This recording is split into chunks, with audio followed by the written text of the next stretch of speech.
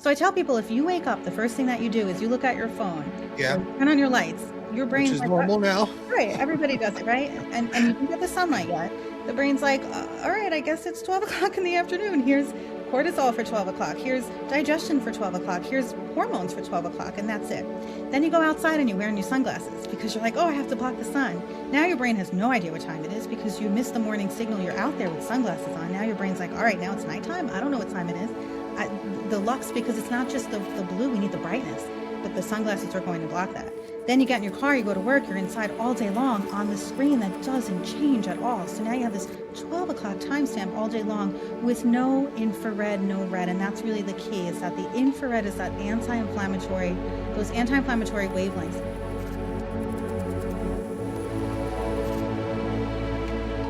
Longevity isn't luck, folks. It's a lifestyle built on awareness, habits, culture, and intention. Welcome to Age with Intention podcast, where we explore how people around the world live longer, stronger, think clear, and age with purpose. What if the biggest influence on your sleep, energy, hormones, metabolism, and even aging isn't what you're eating, but the light entering your eyes every single day? Most people think their eyes are simply cameras that help them see, right? But what if your eyes are actually biological antennas constantly gathering information from your environment and sending instructions to every cell in your body? Well, today's where we'll start with this.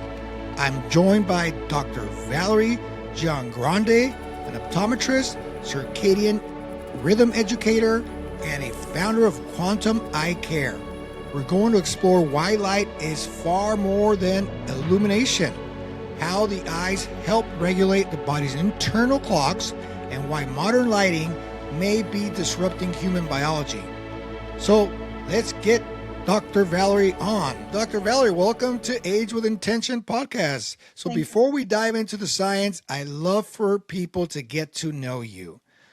What first inspired you to become an optometrist? Tell us your story. So I've been an optometrist now for 25 years. What got me into it, I've always been a science nerd, always wanted to, know how the body works. I thought optometry was an interesting field just because I just love knowing about one part of the body, I always know that it affects the entire, affects the entire body. The entire body is based on the eyes. I love that. My neighbor growing up had something wrong with her eyes, really sparked my interest. But anyway, I've been an optometrist for 25 years. What started me in this circadian rhythm, quantum health journey was when my son was little. So he's 18 now, and when he was small, he had some health challenges that weren't really making sense. And we went to the pediatrician. I remember saying, what can we do? And of course, they're like, oh, give him medication. And in my gut, I knew that something was happening. I said, I have to figure this out. So, went down the rabbit hole of functional medicine. We did all the things. We changed our diet, reduced toxins, gut health, all those healthy things. And they helped quite a bit. It was fantastic. And that sparked me to become an integrative nutrition health coach because I wanted to bring that holistic aspect to my patients. But the real change happened when I went to my own functional medicine doctor years later. I was having my own issues like chronic fatigue, things like that. And the first thing he said to me was, how much sunlight do you get?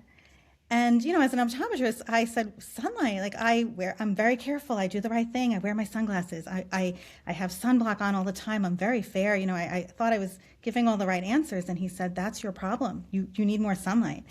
And that sparked, the rabbit hole of circadian biology and quantum health. And it just changed everything.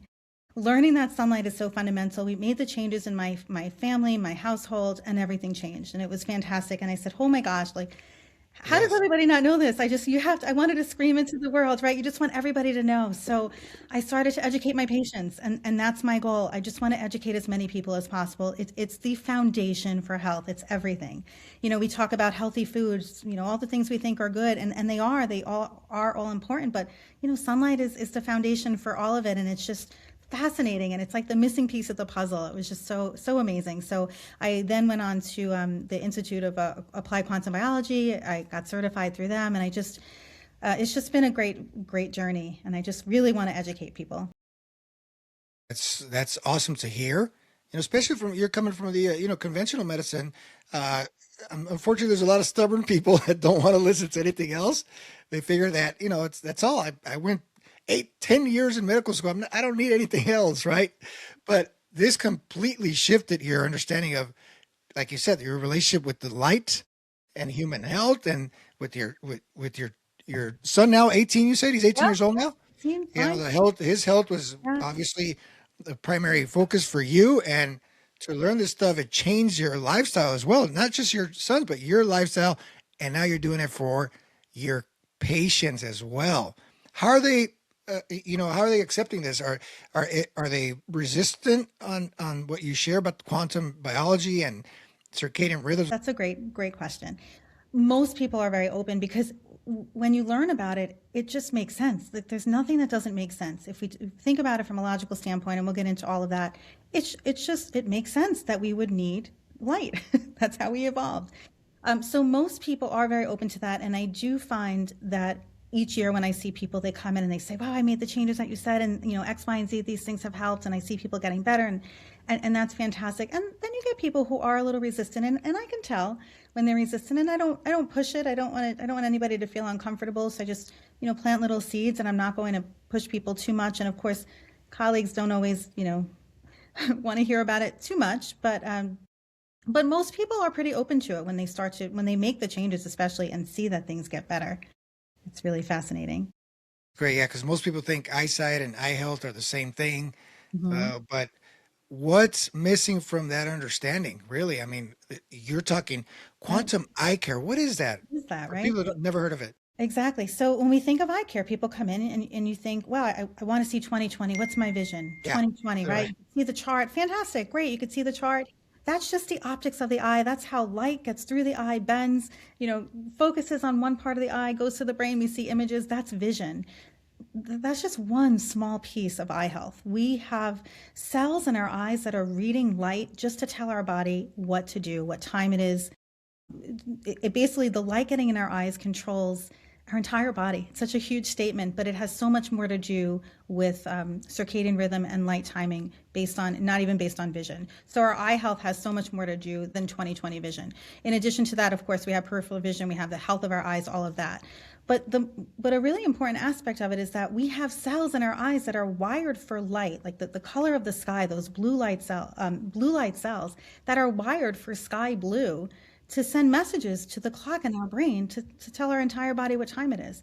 And we need to do that in a specific pattern. It's not just random, it's built by design, that we are wired for sunshine to tell our body what to do. So how does the eyes communicate with the brain, like you're saying, and the body's? I heard that we have an internal clock, right? Yeah, so we have cells in our retina called melanopsin, and they're not the same as the rods and the cones. They're different photoreceptors. They're in a different part of the eye. They're in what we call the ganglion cell layer. And what happens is specific wavelengths, I think around 480 nanometers, if we're thinking about that's really sky blue, starts to trigger those melanopsin cells. And those melanopsin cells, when they collect that blue light, they send a signal through the eye to the retinal hypothalamic tract. So it goes through the eye to the hypothalamus to our master clock, which is the suprachiasmatic nucleus, or the SCN. Once the SCN receives those signals, now the SCN sends signals to the entire body. It sends signals to the pituitary gland, goes to the adrenals, the thyroid. Basically, every cell in our body has a clock gene, and those clocks are regulated by our master clock, the SCN, and the SCN is regulated by light. So we need blue light specifically from the morning sun to start that clock. And throughout the day, the sun is constantly changing. It's every time we step outside, our body knows exactly what time it is, because that's what we're wired for. It's a certain amount of blue. It's not just the same blue all day. It's early blue is different from midday blue. The brightness is different. Those melanopsin cells are wired for light, but they're also wired for brightness. We need to have a certain amount of brightness. We need to have that light in a certain pattern so that we know what time it is. Blue light gets stronger and then it disappears at night, and then we're supposed to have darkness, and then melanopsin is supposed to shut down so that our body knows what to do at night, which is basically repair. And the way our modern world is set up, we can't do any of that. And then there's other aspects of the sun that are built to work with that melanopsin. We have other cells that are wired for UVA light and violet light. We have neuropsin, which are other Yeah. photoreceptors that also are not meant for seeing either. They're meant for absorbing different wavelengths. And I know we've been told that UV is so bad for us, but we literally have receptors for it because it helps to optimize. Neuropsin has been studied to optimize the local clocks in the eye. So the eye knows what to do. The eye needs to know what to do during the day and night. There's so many different patterns that happen just even with our tear film. So many different things are on a clock. Every aspect of the body is on a clock. So we need light at certain times of the day in the pattern that the sun gives us in order for our body to know what time it is and in order for our body to work properly.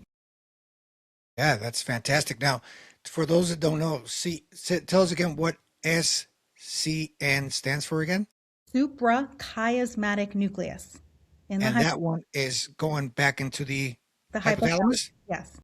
And it's right behind our eyes, basically. It's connected right to, right from our eyes to the brain. And then in the hypothalamus, that's where it's sending all the different signals to the rest of the body. It goes to the pituitary gland. It's links to the autonomic system, our parasympathetic, our sympathetic. It goes everywhere. Liver, digestion, immune system, metabolism, hormones. Everything is linked to the light timing that gets into that SCN. That's awesome. And it's just to know that the eyes are not just to see, you're actually getting signals into the entire body, like you said. It's amazing. So why is morning sunlight so important? You say UVA. Tell us about that.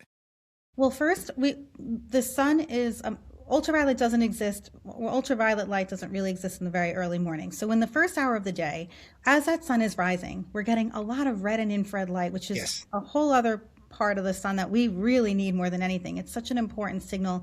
Those long wavelength signals are very anti-inflammatory. They help power up our body. They give our mitochondria, our energy cells, power. It's what we're wired for. It helps us actually create hydration in a battery. It's really good for us. And then there's blue. So the blue in the morning sun is nice and just enough to trigger the melanopsin for morning. But then as that sun is rising, now those shorter wavelengths, stronger signals can enter the atmosphere. And then about an hour after sunrise, we start getting ultraviolet A, a very mild form of ultraviolet, which does a lot of good things. Now with that ultraviolet comes also stronger blue. So now we have stronger blue, we have UVA. Now we have these signals that are starting to optimize our rhythm even more. Retinal dopamine gets triggered by bright light, bright morning sunshine, and we need retinal dopamine for our eyes to know what to do during the day.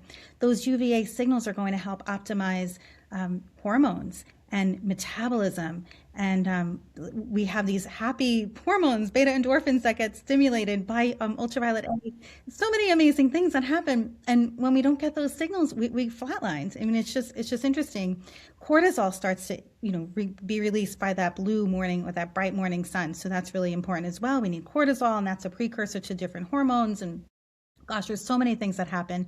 UVA is also important because when we are exposed to UVA, we release nitric oxide. Our cells need that sun so badly that the cells release nitric oxide, which dilates our blood vessels and allows nutrients to flow. And it actually has been shown to lower blood pressure, but also eye pressure too. I mean, there's studies on eye pressure and nitric oxide. We need sunlight, and I know there's ways to be careful. And I know we think of UV as a very dangerous signal, but without it, it's dangerous also. We need to get it in a safe way, and it's very easy to do. Think we're getting much of it nowadays.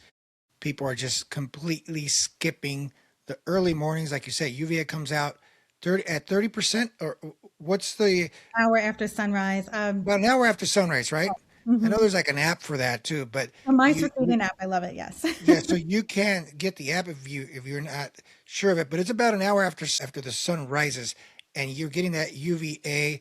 But people are trying to say that, there's artificial lighting that you could use to get you, and I'm like, that doesn't make sense, right? I mean, I know. How the biohacks are trying to come up with these lights.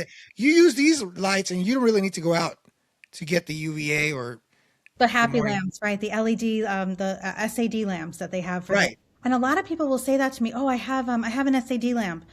But it's just blue. Yeah, blue is important, but what about the red? What about the infrared? What about the UVA? What about the changing of that light? You can't supplement sunlight. And red light's another thing. We have a lot of red light devices, and they are very, very useful, but it still doesn't take the place of going outside and getting it from the sun. I mean, that's what we need. We need it in the form that it was designed for, in the proper order, really.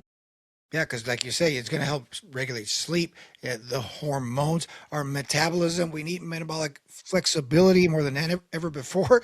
There's so much metabolic dysfunction, and there's reasons why. And here's one of them: that we're not getting out there early mornings, uh, even evenings. I know you'll probably cover that as well. But the whole spectrum, right? Right? The spectrum matters, and so it's not about just going out in the middle of the day, which is where people are scared of. Like they hear, oh, middle of the day, I'm not going to go out there and get burned. And my cream here says UV blocker. Why am I going to go get UV when? Oh my God. Yeah. I could see you getting a lot of the patients just so confused because of the information out there. The modern light environment is crazy right now. It's so horrible, the modern light environment. Yeah, the light that we're exposed to all day long doesn't change, and it's blue. Everyone knows they've heard of blue light. So when I start to tell people, my patients like, oh, I have blue light blockers. I wear a blue light blocker, but we have to understand what that means, or why would we even need to block that blue light? It's just we need blue light. Blue light's very important, but when we're exposed to the same signal all day long, most people are indoors on screens for 12, 16 hours a day. I mean, it's bizarre. And myself included. I mean, I unfortunately am in front of a screen for, a few days a week, 8 hours a day. I mean, it's a lot. I do everything I can to try to mitigate that. But it is a tough world to live in, and it is hard. And a lot of people say, well, what am I supposed to do? That's my job. But there are ways we can help. But blue light that's artificial, what they did is they took out all of the benefits of the light. So there's no more infrared, there's no more red. Most LEDs are just blue. So if we look at the spectrum, it's just this kind of this blue spike that's the same color temperature of the sun at 12 o'clock in the afternoon. So I tell people, if you wake up, the first thing that you do is you look at your phone Yeah. or turn on your lights. Your Which brain's is like, normal now. right, everybody does it, right? And you didn't get the sunlight yet. The brain's like, all right, I guess it's 12 o'clock in the afternoon. Here's cortisol for 12 o'clock. Here's digestion for 12 o'clock. Here's hormones for 12 o'clock, and that's it. Then you go outside and you're wearing your sunglasses because you're like, oh, I have to block the sun. Now your brain has no idea what time it is because you missed the morning signal. You're out there with sunglasses on. Now your brain's like, all right, now it's nighttime. I don't know what time it is. The lux, because it's not just the blue, we need the brightness, but the sunglasses are going to block that. Then you get in your car, you go to work, you're inside all day long on the screen that doesn't change at all. So now you have this 12 o'clock timestamp all day long with no infrared, no red. And that's really the key, is that the infrared is that anti-inflammatory, those anti-inflammatory wavelengths. And blue is a strong signal. Blue is very close to ultraviolet on the spectrum. It's strong. But in the sun, it's balanced. So you get the anti-inflammatory effect. You always have infrared and red light to kind of balance that out. But when you're sitting in front of a screen all day and you're just getting blue, it's not as bright as the sun, which is not good either, but it is a signal that we're not meant to stare at. Our eyes aren't meant to just absorb this blue all day long with no balance. And that's where I think the damage comes from. And then at night when we have blue, now the brain says, well, I thought it was nighttime, but I guess it's still 12 o'clock in the afternoon. Here's cortisol all over again. My gosh. That's right. At Right, and then night. cortisol starts to hormone cascade, and then then there's no melatonin. I mean, it's a big mess. But the other thing about blue light that I do want to mention, it's two different aspects of blue that we have to worry about. So one is the circadian aspect, but the other is the blue light hazard for the eyes. So when we're LEDs are typically very high in about 455 nanometers of light, which is a stronger signal of blue, actually. And that stronger signal of blue is not good for the retina. We're just not meant to absorb that all day long, again, without the balance. The way we see when light hits a photoreceptor, in order for us to see, vitamin A gets turned into a different shape. So it's just a shape shift, and that shape shift is what helps us see. It starts this whole cascade. But that vitamin A has to be recycled back into the right shape to detect light. And that vitamin A cycle is not a very fast process. It's a pretty long process, relatively speaking. And those metabolites, like it goes through a lot of different vitamin A metabolites, and there's one in particular that absorbs blue light. And when it's called HUE, doesn't matter what it's called, but when it absorbs blue light, it oxidizes and it becomes damaging. And now we have this blue light that's creating oxidative stress in the retina all day long. And how much can we take? How much can we overcome? We're not meant for this. And then that's where you start getting damage, right? You get chronic blue light. Now your photoreceptors are getting damaged. The retinal layer just can't handle all the stress. And that's when things build up. And then we have blue at night. We're not releasing melatonin. We're not healing. So it's a very big process. So blue light is a big deal. when it comes to the eyes, when it comes to circadian rhythm. And blue light blockers we have to be careful with because we want the correct blue light blocking at the correct times of day. I know I'm kind of jumping around here, but it really is important to make sure that we are blocking some of the damaging blue during the day. So I don't know if you can see, these glasses are more yellow tinted. These are blocking about 50% of the 455 nanometer wavelength. It's kind of giving me more of a balance. But at night, this is only 50% blockage. At night, I want to wear amber. I want to wear glasses that are blocking like all the way up to 550 nanometers, like even into the green range, because I don't want any of that blue to tell my brain that it's still daytime. So there is a difference in blue light blocking of what we would want to protect ourselves. I mean, you could do other things. There's other things you could do with the screen, but but most people heard of blue light blocking, but we do have to be careful about what we're doing with that light. And the goal is also to get outside. We need to get outside and actually get those signals from natural sunlight throughout the day. So there's a Yeah, lot to it. it's very important to get outside is the first thing, and then Mhm. you could, start trying to manipulate, I guess, the blue light at night. There's people that actually have like the screens. They could change the lighting on the screens, Mhm. and even with a little timer as it gets darker. I do have amber for evenings, and then I get the darker. I don't know if I'm doing it right, to be honest with you, but I do have the amber ones, and then for late night, they're even almost red, the ones Oh, that I have. me So too. They're I like don't a know. sleeping pill. I Am I love doing it them. right or not? But I'm just trying to, and I notice it. Sometimes you don't really need the science. I tell people, feel it. You got to be more aware. Like, just start paying attention. How are you feeling? How are your eyes feeling? I know I feel way different when I skip the blue light blockers and or I'm just on that computer. Some days, like you said, we're on the computers so many hours a day and sometimes more than others, and I feel it right away. I say, I tomorrow I need to I need to really wake up, at sunbreak, and then I got to do my routine where I'm going to spend more times more of the time of the day outdoors. And I'm fortunate that I'm able to do that because I could literally go outside in my patio and work from there. And then my walks, I take my time. I'm not fast walking. I'm really going out for walks to spend time. So, like they say, hey, Art, how many hours? I mean, what's the time on your 3 miles?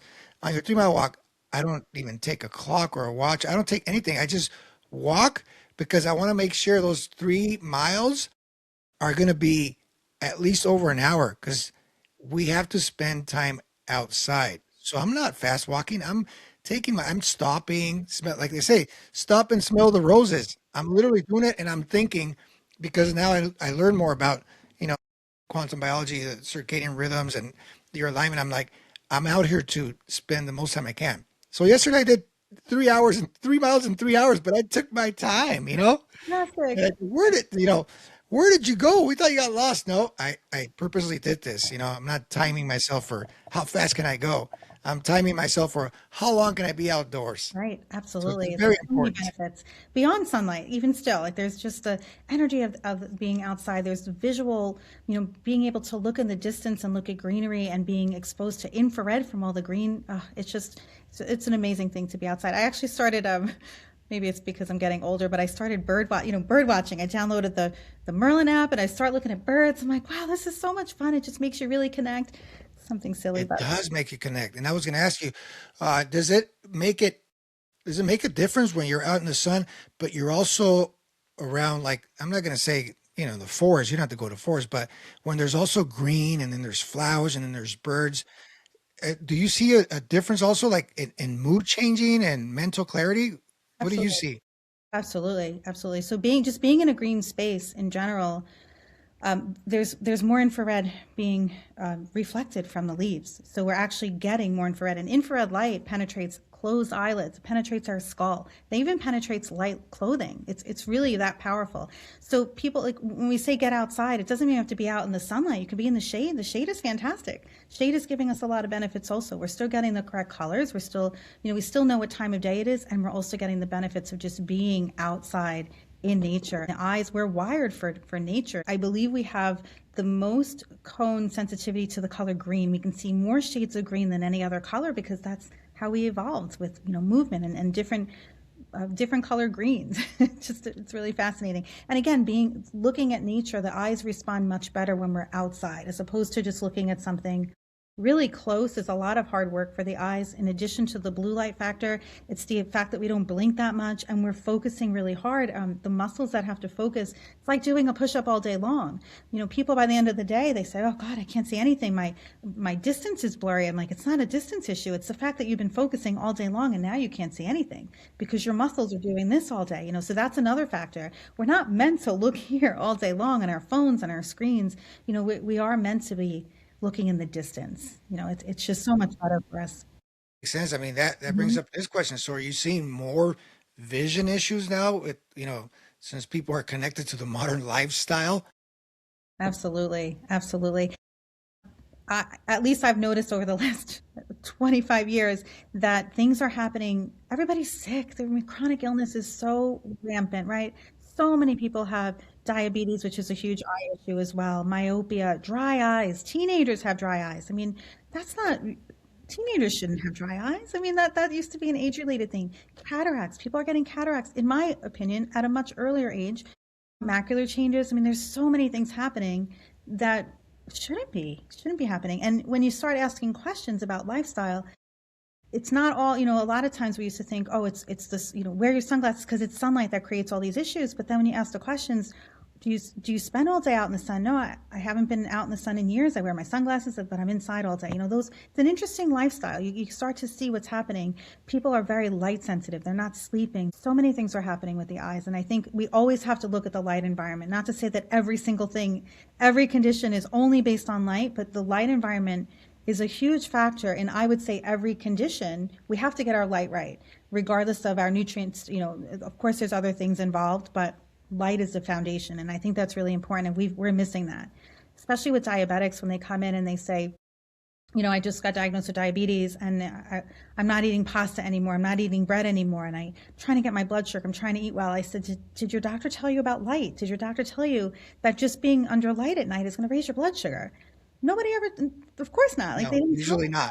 that. I'm like, oh my gosh, it's such a big thing. And sometimes people who have diabetes, you wouldn't expect, like there's certain people you wouldn't be surprised have diabetes. And certain people say, wow, it's almost a little more surprising. And then you realize, well, they're on their phones all night and they're not sleeping and they're, doing things that perhaps can increase that.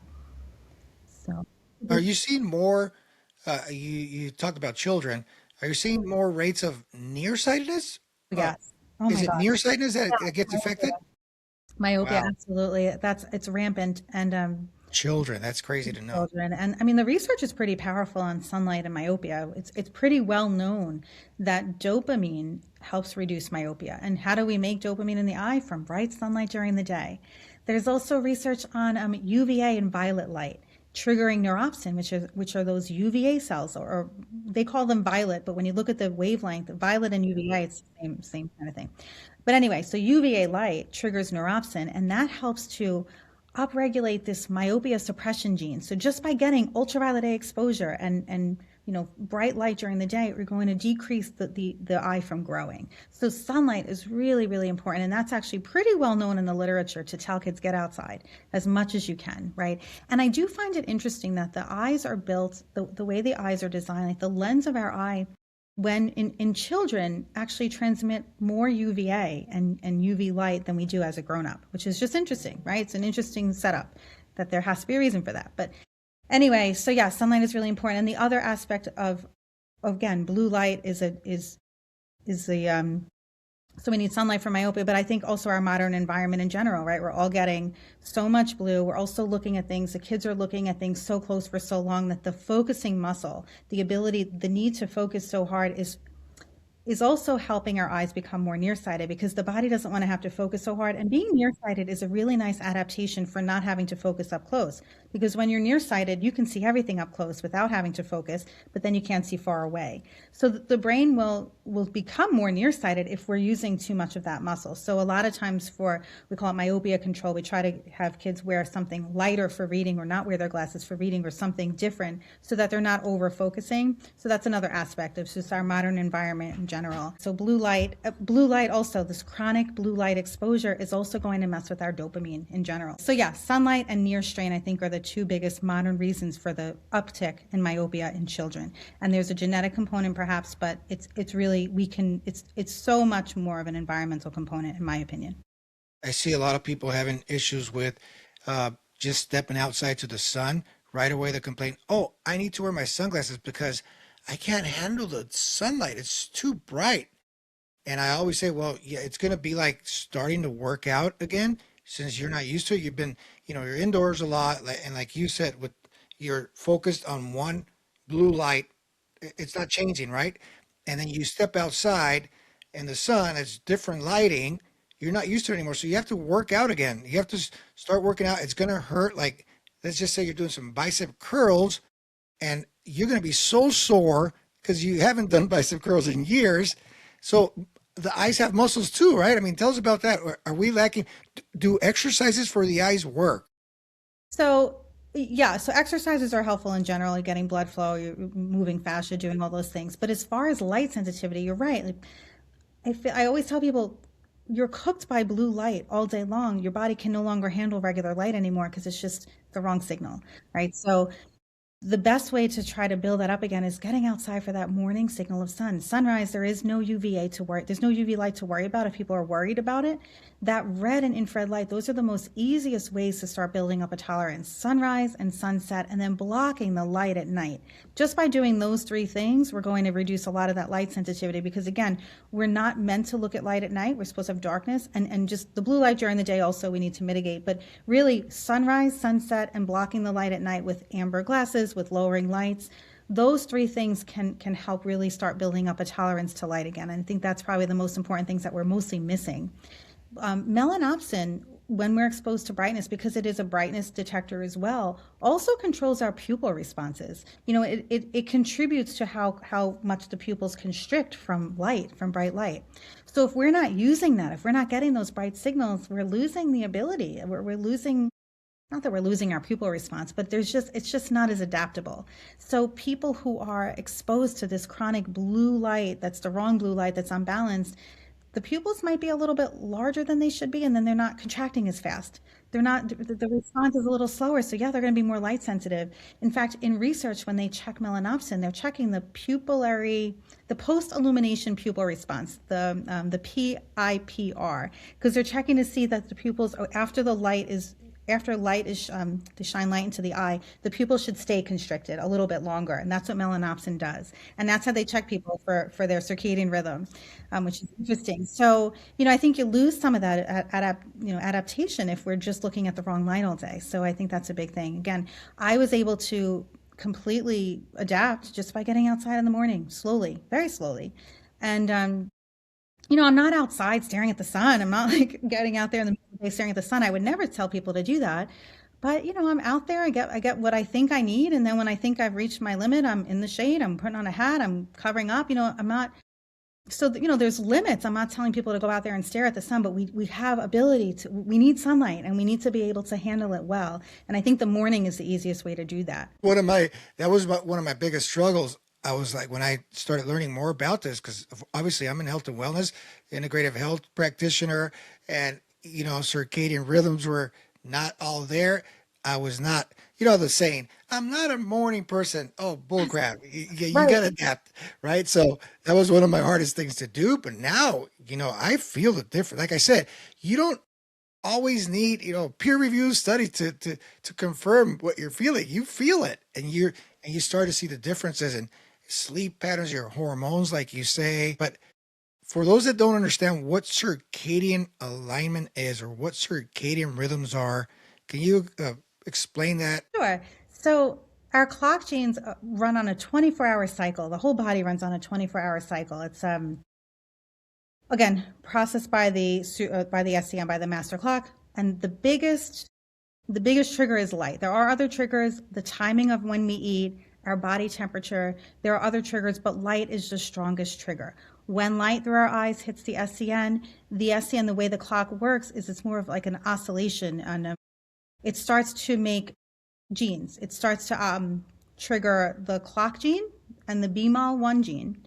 And what those genes do, and they're everywhere throughout the body, they start to stimulate other genes to form, PER and CRY genes. And then those PER and CRY genes start to keep building up and building up and building up. And when they reach a certain point, they have a feedback loop where they reached a high point, they go back and they stop the clock and BMAL So it's like a feedback, but that happens over 24 hours. And we need that clock to work. We need to know when it's morning, when it stops, and it has to be related to early bright days and dark nights. When we start to mess up that rhythm and the body doesn't know what time it is, then those oscillations are incorrect, and the clock genes get all confused, and different parts of the body don't know what time it is.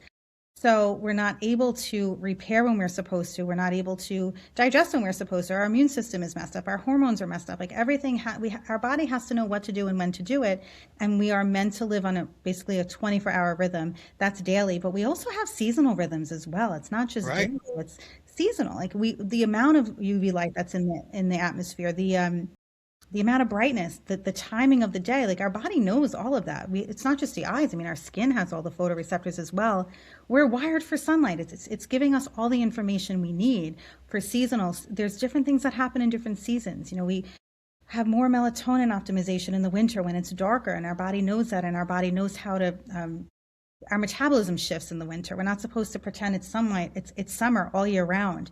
We're supposed to have the right body temperature. If we live indoors at 72 degrees all year round, our body we never experience winter because we're not cold. And, all of those things are confusing signals for the body. So the circadian rhythm is the timing of every process in the body. And we need to make sure that we're giving our body the correct natural rhythm. What would nature do? Like that's what we need to do. And unfortunately, as great as our world is with all the modern technology, it's harmful from a biological standpoint. If we think about how animals live, and we're animals, we need we need to be outdoors. We need that light. We need the right temperature. We need all of it. Yes, absolutely. Now, in Ayurveda, we talk about the seasons. And obviously, when you're following the seasons, you're already going to be adapting because your body is connected to the earth and the seasons. So yes, it knows when there's less light, right? People worry about the winter. Well, I have long winters where in my latitude, for example, they say, how am I going to get all this sunlight you guys are talking about?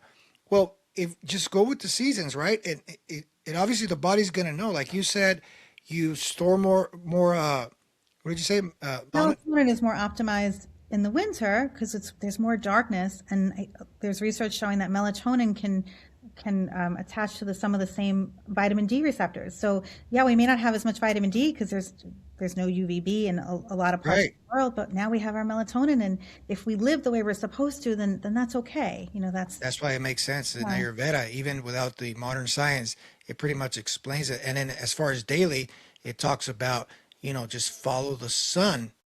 And that's right there, the rhythm, right? Circadian rhythm. Awesome. So it is simple, people. Just the circadian rhythms is not a hard science to understand, right? It really isn't when you look at that. So if someone's listening right now and says, "All right, I really want to improve my eyesight, but also I'm working on my health." So what is the first couple of changes you recommend for them to improve, obviously from eyes to body? Right. So I think the easiest thing to do first is to block light at night. Because again, telling people to get out in the sun is people get a little upset by that, or they say they don't wake up, right? They can't wake up. So we have to start somewhere. So I think blocking that light at night is the easiest thing. And to do that, and I wish I had them with me, but those amber glasses and turning off the overhead lights. There's a lot of lights that are more circadian friendly, even an incandescent bulb, candlelight, firelight, all of those lights have none of the blue, and they're healthier for us. So we want to lower the bright overhead, because even if we have a bright light that's circadian friendly, but it's overhead, that light's going to hit the melanopsin. Like it's still going to trigger. Brightness is also a trigger. So we need darkness, dim lights, but also no blue at night. So we can wear amber glasses. We can dim the lights, get more circadian friendly lighting. That's one of the easiest. And we have to have a dark bedroom. If we don't have a dark bedroom and there's lights on in the bedroom, we're going to shut down our melatonin. We don't need much light to shut down melatonin. And melatonin, again, the retina releases melatonin at night, and the pineal gland releases melatonin to help repair the body. So we need it. We need it to regenerate the eyes. So many people have dry eyes. We need to sleep. You need to sleep. Sleep is where we repair. And without that, so many things go downhill, and that's really important. So you want to optimize your light at night. And then when you start to wake up a little earlier, then you want to get outside. First thing you do, even if you're not up at sunrise, just get outside. Go for a little walk, stand outside. If you can get out there barefoot, no sunglasses, no contact lenses either, no glasses, just pull them down and don't stare at the sun, but just face the brightest part of the sun. Be out there. I don't know anybody who doesn't like to be outside in the morning. It is for me, just the most beautiful, peaceful, lovely time of the day. I absolutely love it. And it's just a gift, right? I just get outside, even if it's only a few minutes, if that's all you have, just do the best you can. And then slowly you want to get outside. Like I found the most change happened sunrise, but then also UVA rise, like going for a walk around UVA rise. So I'm very lucky to have a friend down the block who we go for our walk every day. We told ourselves we're not missing a day. It doesn't matter what the weather is. And yeah, we missed a few days, but That's awesome. for the most Yeah. part, all through the winter, because the winter used to be a miserable time here in New York, and we just said, like, let's just get out every day, and we've done it now for years, and it really made a huge difference. Just getting outside, bundle up if you're cold, whatever you have to do, but that made a huge difference. And then I'm very careful about blocking the correct light. So, but the first change is again night and morning.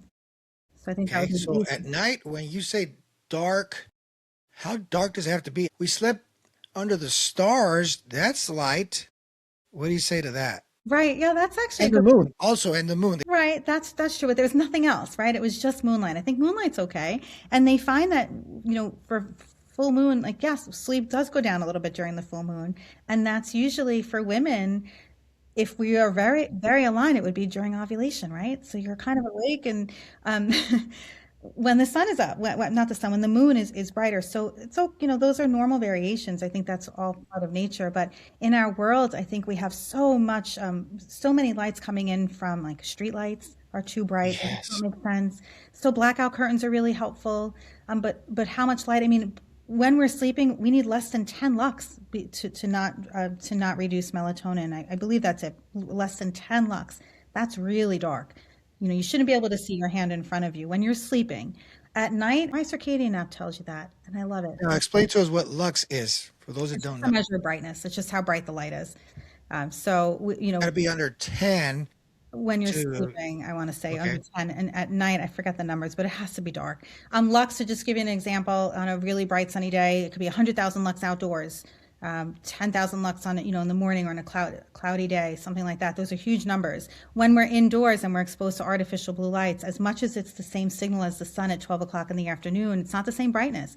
It's only say 600 lux. So even though it's messing with us and it's not good for us, it's still not bright enough. So that's the other mismatch is we're not getting bright enough light during the day, and then we're getting light that's too bright for us at night. So it just doesn't make sense.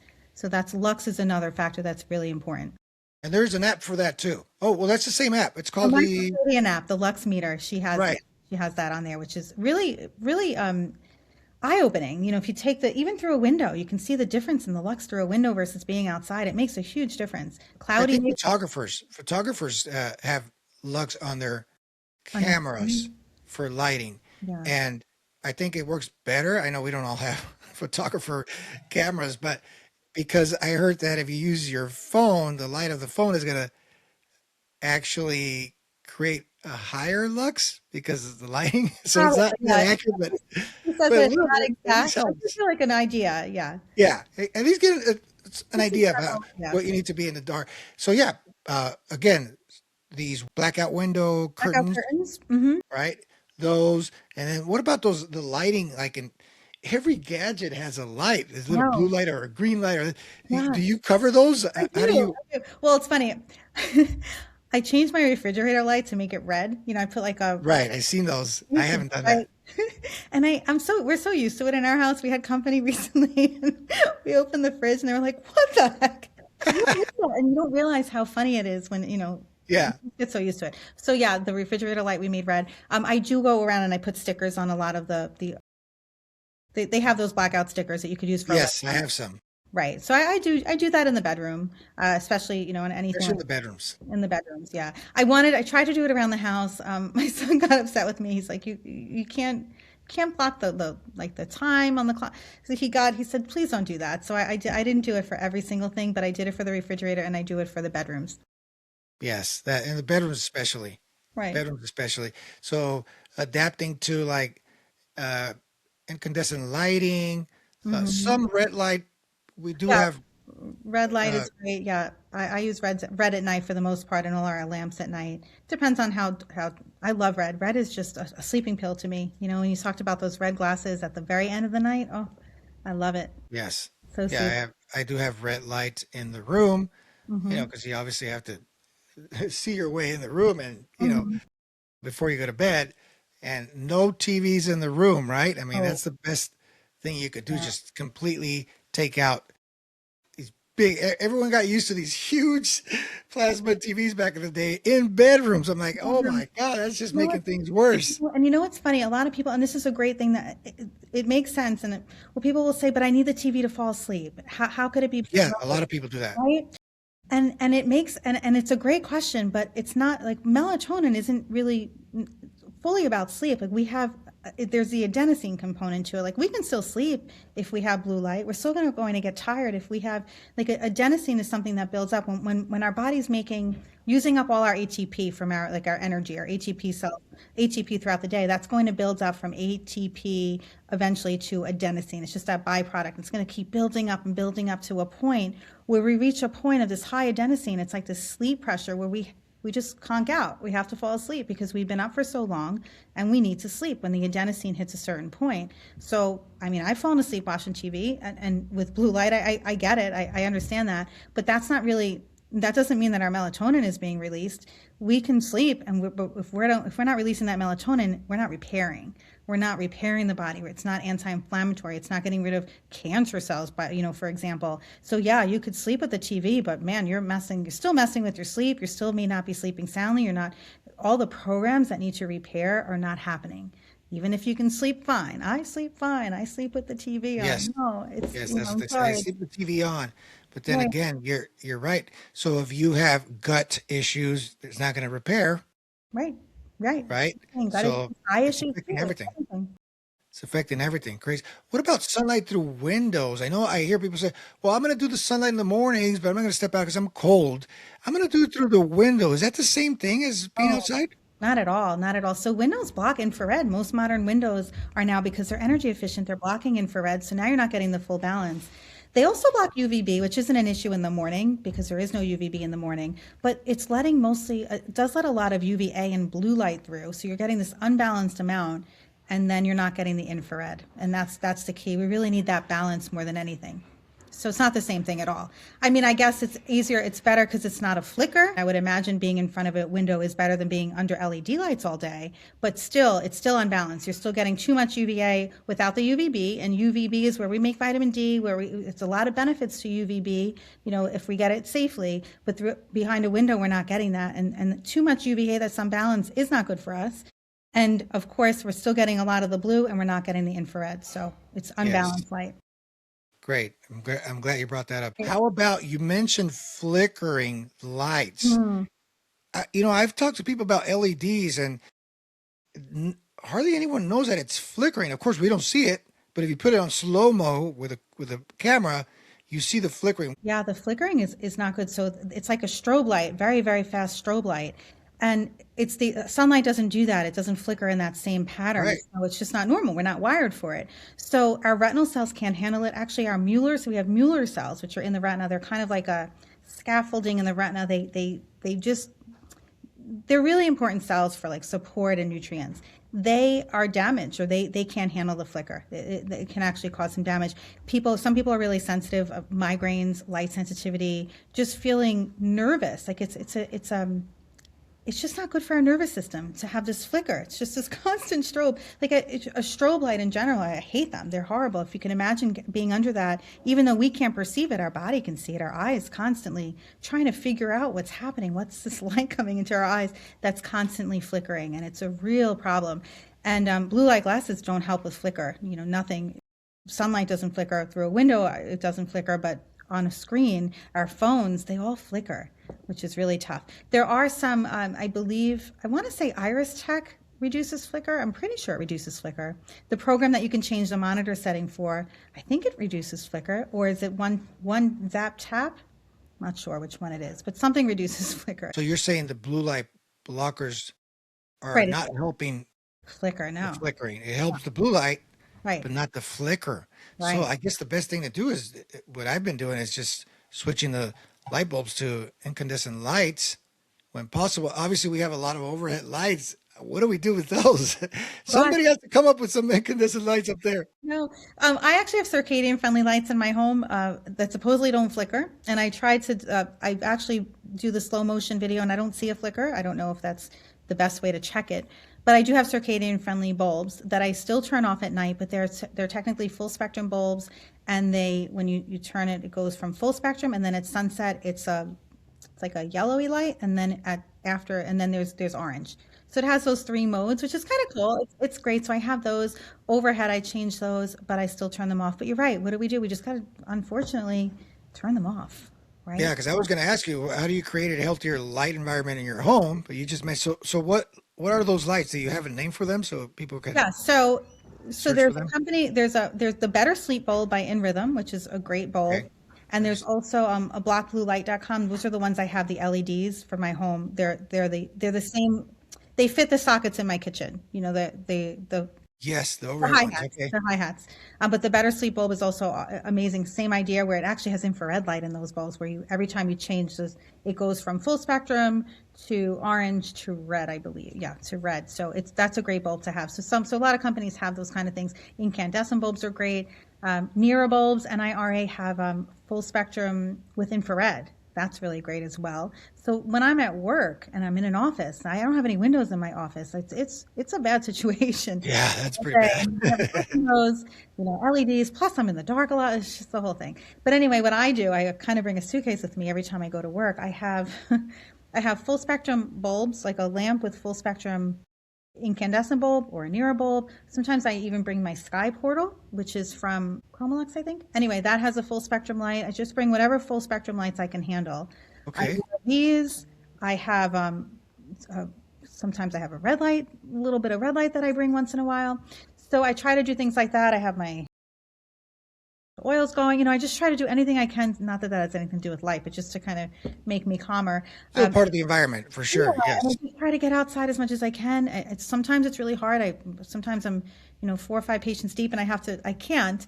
But, I definitely at lunch always get outside. And if I can just pop my head out, even if it's for a minute, just take a break and do the best you can. But for people, I just say, take a break from the screen, at least move around. You got to, move your body, move your eyes around, just look in the distance, just take breaks and blink and get outside if you can, especially. That's the most important. Yes, absolutely. And that, you could, like I always say, you could kill more than three birds with one stone. I know they say kill two birds with three. I always say you walk outside, like for lunch, you're going to get sunlight. And if you touch a tree, even with your hands, you're going to be grounding, right? So that's why I say those, you could kill three birds with one stone, and that's it right there. And there's obviously a lot of benefits with that. Some people are able to remove their shoes and step on the grass. Uh, it just depends on your environment outside of work as well. But you got to work your way around whatever artificial environment we're in and find the natural. That's what I think. It'll make things a lot easier. There's a lot of talk about melanin with the eyes, Yes. mitochondria producing. Yeah, yeah. Tell us a little bit about that. Well, melanin it makes up. So in the retina, we have the retinal pigment epithelial layer. It's literally a layer full of pigment, and it's probably the most important part of the retina because that's the part that gives our retina nutrients. It's actually the part of the retina that regenerates our photoreceptors constantly. It has to constantly regenerate waste, and it provides nutrients. And it's the barrier between the retina and the choroid, like the blood supply behind the eye. So our eyes have, blood supply in two different layers. So we have the inner layer, then we have a blood supply from the choroid. And the retinal pigment epithelial layer uses melanin. Melanin is crucial for the health of the eye. Melanin creates, first of all, it helps scatter light. It gives melanin, if we look at the research from Arturo Solis Herrera, and he talks Yes. about melanin. I mean, melanin is our energy. Melanin helps when it's surrounded by water, provides energy. Melanin is just it's just like a magical molecule. And we need melanin. And when melanin starts getting degraded, that's when we start seeing issues. And you can see, I have so many pictures of, retinal images where you see, clumps of melanin in different areas. You see, because melanin migrates, melanin gets degraded. And melanin, a lot of times, say if somebody had, for example, a retinal hole, you take a picture and you see an old hole and you see melanin around it. And you're like, wow, the body kind of sealed that up on its own. Melanin did that. Melanin, like you see that there's like a ring of pigment. So it is interesting. Melanin is just so important, and everyone has a different level of melanin. Obviously, someone with blue eyes does not have as much melanin. So we just want to make Why sure. is that?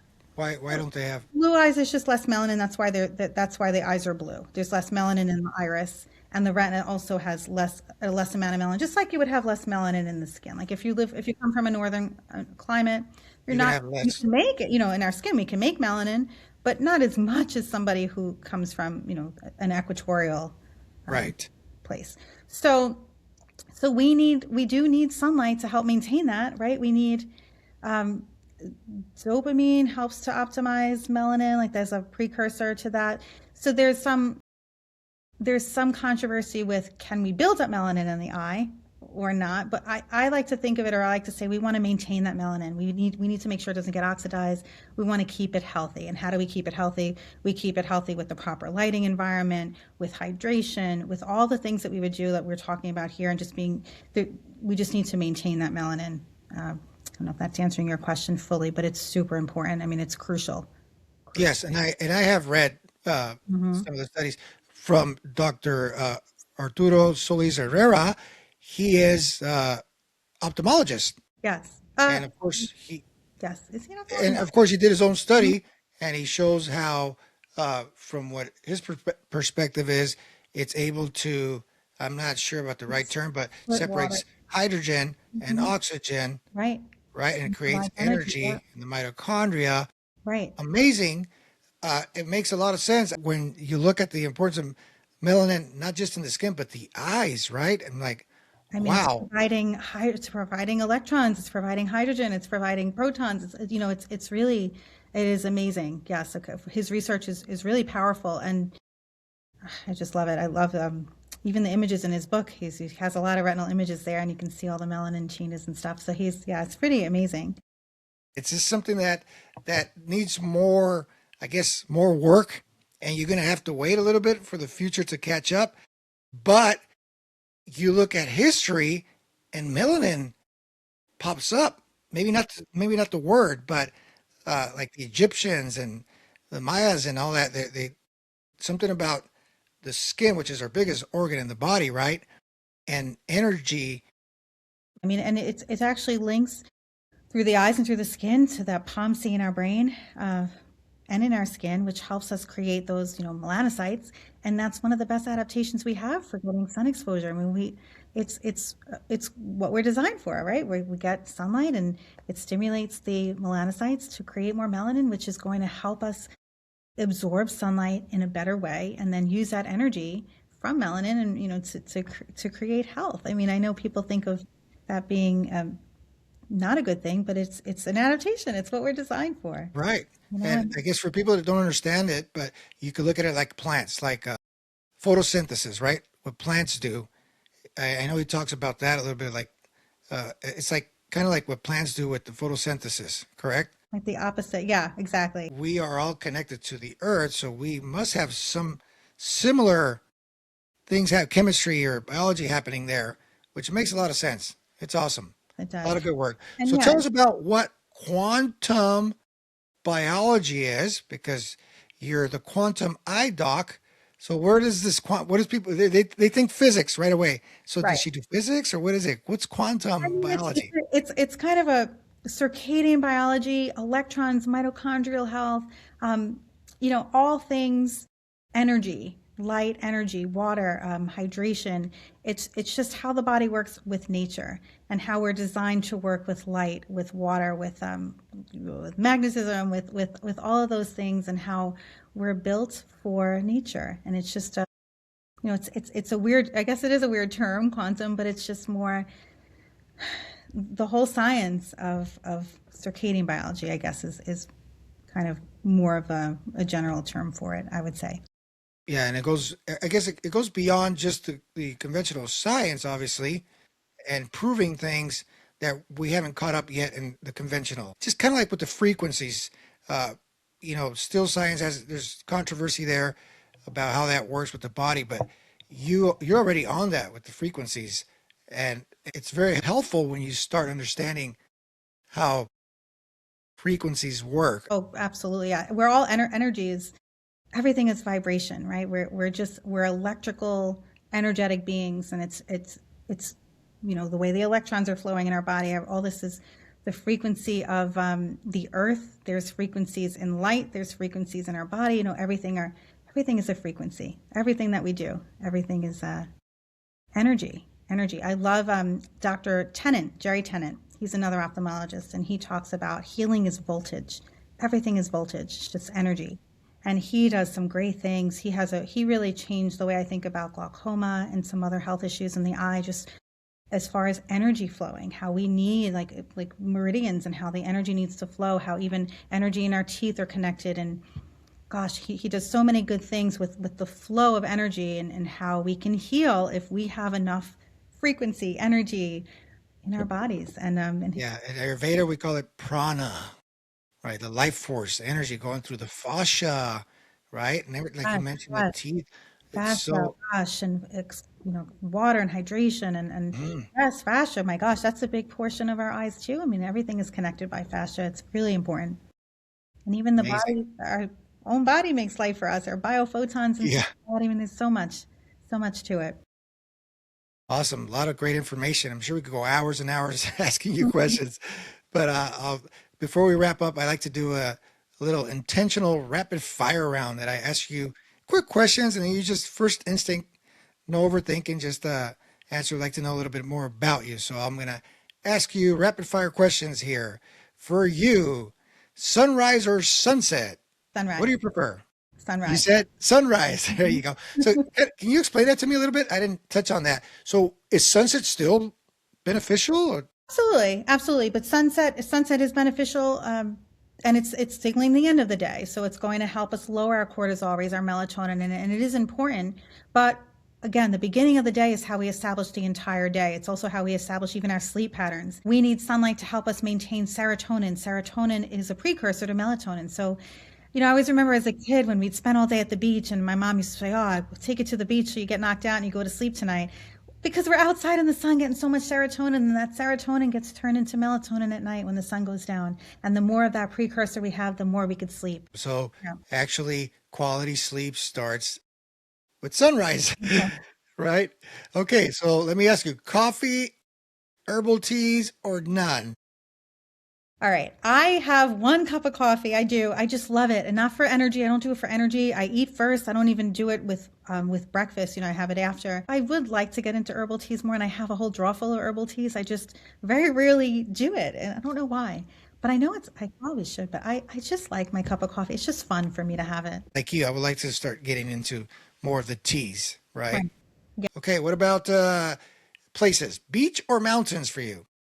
My God, that's a great question. Beach, I would say beach, but I love the mountains too. But I'm not near mountains really, unless I go upstate, which I absolutely love being upstate. I always say my favorite day, and I try to do this a lot, would be because I'm really close to a beach, would be beach and forest. Beach and we have a beautiful preserve that I love walking in all the time. So my favorite day is when I can spend the morning at the beach and walk through the forest. And those two, it's not really mountains, but but being again, if I was by a mountain and a lake, oh, that would be amazing too. But beach automatically. I go right to beach first. Yeah. Okay. Great. And like you said, it's also based on location. It's closer to you. So most underrated health habit for you. The most underrated health habit would be getting outside for sunrise. I mean, just getting that red and infrared light. All these red light devices, get the red light from the sun. Just get outside. Okay. Now, what about most overrated health trend for you? Most overrated health trend. A lot of trends out there. Gosh. I mean, I think the supplement industry, I feel like I mean, I have had a drawer full of supplements, and I used to, gosh, I had so many vitamins that I would take, and I think that's overrated because I don't think I ever really noticed a big improvement. There's some that I think are helpful, but I think that's overrated. Oh, so many supplements, or, you know, and again, healthy eating I think is extremely important, but again, the timing of that is also just as important. So, but overrated, I'd say supplements. Right. Well, did you know that Amazon has 1 in 6 supplements are knockoffs? So that's even a bigger problem. Oh my God. Yeah, we got to be very careful with supplements now. How about a book that changed your life? A book that changed my life. Oh my gosh, that's a great question. Gosh, I have a whole pile of quantum books that I absolutely love, and I'm drawing a blank on them. Well, like you say, you have a bunch of quantum books, so that Yeah, that a collection yeah, of collection of my that quantum books. field, right? Absolutely, Basically, yeah. absolutely. Mm-hmm. Obviously, that makes a lot of sense since Mm-hmm. that's your passion there. Okay, one last one. What does aging with intention mean to you? That's a good question. So I think that obviously we should be able to age gracefully, that we don't have to succumb to all the diseases of the to every disease. Like ideally, let's make it to old age and not be miserable and sick for the last decade of our lives. Let's give ourselves what we need, what our body needs as far as being in alignment with nature as much as possible, eating whole foods, having that connection with people that we love. That's also very important that I didn't mention. That's such a huge Absolutely. part of health, Yeah. all of just, yes, let's simplify our lives, right? Let's age with intention and hope that we can live a healthier lifestyle and just age gracefully, I guess. Like even in the eyes, there are a lot of age-related conditions. Can we slow them down? That's my goal. Like, can we slow down cataracts? I think we can. Do we all have to get macular degeneration when we're old? No, we don't. So, things like that. I think there's ways to age, hopefully, as healthy as we can. And it's a big challenge in our modern world. It really is. But that's what I would say would be, ideal. Great response. Awesome. And it's like, things are gonna happen. Like you're gonna get a floater or two in your eyes, right? I mean, Yeah. it's not the end of the world, right? Oh my God, I'm aging. I have floaters in my eye. It's like, no, well, okay, let's slow it down and, work on our lifestyle and it won't get worse, right? Right. So yeah, you're right. I It do makes a think lot of sense. the stress of trying so hard to be healthy and trying to be perfect is also a big problem, and I've fallen into that trap quite a bit. I So have will I. admit that I everything is like, oh my God, is this good for me? I need to get outside, and that stress is just as damaging. So I've really trying to take a step back and not be stressed about it. My kids, if they are on their tablet, whatever, if they're doing things that I don't love, I do the best I can, and the stress of it is a big problem. So I wish that the stress piece, and it can hurt the eyes as well, is a big thing that I wish we can not be. I Yes. always So, say so I was that hurts. Obviously, that's another problem with the eyes, right? It's stress overload. stress overload. Yeah, absolutely. Sometimes Yes. I say I was happier before I knew all of this, and I know. I mean, I love that I know this, and it's empowering. But I think I was a little more carefree when I didn't worry so much. Maybe I was just younger, and I don't know. It's just interesting though. Sometimes I like know it I is. say that, we're like, It what? is I was interesting. happier before we knew. I know. But you just got to look at like I always uh, turn to the long living cultures, and one of the things they always say, especially in Italian or Spanish, they say "la calma," the calm. They practice calm a lot, and we don't in America. It's like go, go, go. Oh, But if yeah. you could just do that one, because I call them the 7 C's of longevity, and the first one on the list is calm, bringing that calm to your body, and that's going to help everything, right? The whole body. So, yeah, that makes a lot of sense. So before we close here, I have one final question for you, and this is I'm going to put you on a little time machine here, and I'm going to ask you to you're going to go back to sit down with the 18-year-old Valerie. Okay, you're going to have a couple minutes with her. Oh, What is one piece of advice you would give to the young Valerie? my gosh. I would say stop with the sunglasses 100% of the time. Stop with the Okay. sunglasses and get outside. Get outside as much as you can. That would have been the big thing because I think that was one of the main problems, that I had was sunglasses constantly. And again, the sunblock. Again, we have to be safe and all the things that I'm not saying we get outside and burn ourselves, but I think I needed more natural light. That was a big problem. And not to be so afraid of it, just to do things, just to be more with nature. And like that would have been, I wish I had known. I actually wish I had known when my kids were younger. I wish that's what I would tell. Like if I had known when they were younger, oh gosh, I would have done so many things differently with them. So I would have Taking told them to myself, national parks and all that good oh stuff. gosh, just go outside. There I have a photo of my kids when they were, I think, 4 and 2, or maybe whatever, 3 and 1. They're 2 years apart, with sunglasses on, the sun shirts, that cover their entire body from head to toe, sunblock on their noses that you can see, and it was just like they were covered. And I thought I was doing the right thing. And again, I don't want parents to start yelling that the kids shouldn't have that much sun. I'm talking about safe sun exposure, but I mean, I blocked them so much, and they're young. They could have handled it. We should have done it in a better way. And I thought I was doing the right thing, and I really wish. That's what I would tell my younger self. When you have kids, make sure you keep them healthy. Yes, I get it. That's yeah, good response. I mean, and that I think exploded in the 90s more because I'm an 80s kid and it wasn't that bad. Yes, we wore Ray-Bans. I remember wearing Ray-Bans. Those were very popular, you know. But the shirts going down to block the sun and the heavy loads of sunscreens that were they're not synthetic, they were not natural. There's a lot of ways to block the sun, the heavy duty times with Right, natural absolutely. products, With right? natural products, But going it around got, yeah, it just got extreme. that And extreme. that's what we're trying to tell people. You don't have to go extreme, like just like everything else. You don't have to go Right. extreme, right? Exactly, right. I'm not saying that I should have burned my kids at all, but Yeah. I wish I had let them get a little bit of maybe a little vitamin D, by themselves before I covered them up. Just I never Right. did that. Yeah. So I'm on social media a lot and I do, I'll mention something like, I don't wear sunglasses at the beach. I'm laying out here.